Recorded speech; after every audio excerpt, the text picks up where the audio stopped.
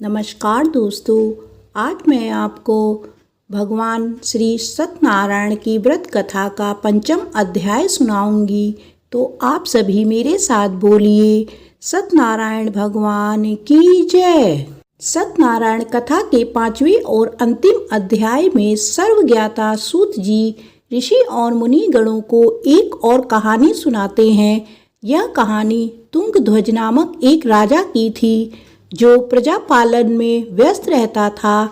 कुछ समय बाद राजा तुंगध्वज अपने नगर के पास एक जंगल में शिकार के लिए निकले। शिकार के बाद राजा एक पेड़ के पास विश्राम करने के लिए रुके, जहां उनकी नज़र कुछ लोगों पर पड़ी जो पूरी विधि विधान के साथ भक्ति में लीन होकर श्री सत्यनारायण भगवान की आराधना कर रहे थे।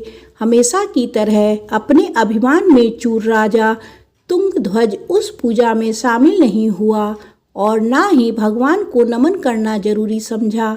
वहां मौजूद लोगों ने राजा को रोककर भगवान का प्रसाद भी दिया, लेकिन तुंगध्वज ने प्रसाद का अपमान करते हुए उसे लेने से मना कर दिया।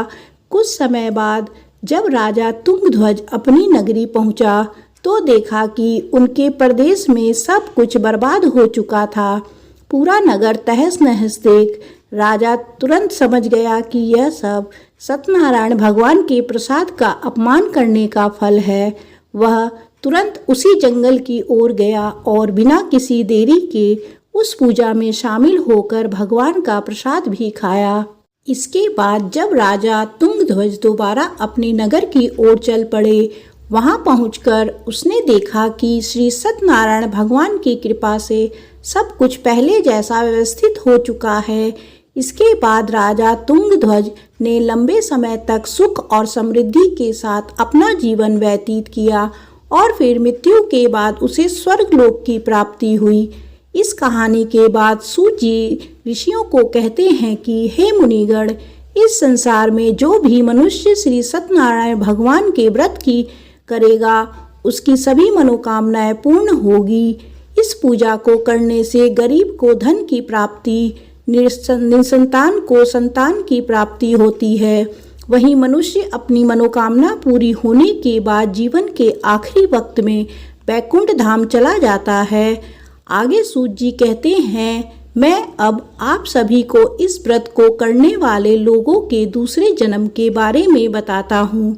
दूसरे अध्याय के वृद्ध ब्राह्मण ने अगले जन्म में सुदामा के रूप में जन्म लिया और मोक्ष की प्राप्ति की। वही दूसरे अध्याय के लकड़हारे ने निषाद के रूप में जन्म लेकर मोक्ष की प्राप्ति की। इसके अलावा तीसरे अध्याय के उल्का मुख राजा ने दशरथ के रूप में वैकुंठ की ओर प्रस्थान किया। चौथे अध्याय के साधु नाम वैश्य के मूर्ध्वज के रूप में अपने पुत्र की तरफ से मोक्ष प्राप्ति की। वहीं पांचवें यानी अंतिम अध्याय के तुंगध्वज राजा ने भगवान की भक्ति में लीन होकर मोक्ष की प्राप्ति की। इस प्रकार श्री सत्यनारायण कथा का पांचवा अध्याय संपन्न हुआ। तो आप सभी मेरे साथ बोलिए, सत्यनारायण भगवान की जय।